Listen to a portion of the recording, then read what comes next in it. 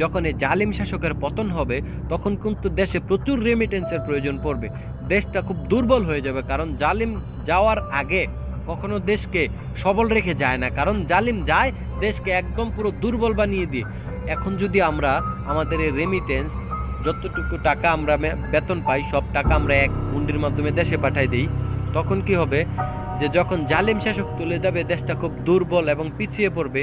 দেশটা এগিয়ে নিয়ে যেতে আমাদের অনেক সময় লেগে যাবে। এখন যদি আমরা আমাদের সাংসারিক প্রয়োজনে যতটুকু টাকা প্রয়োজন পড়ে ঠিক ততটুকু টাকা আমরা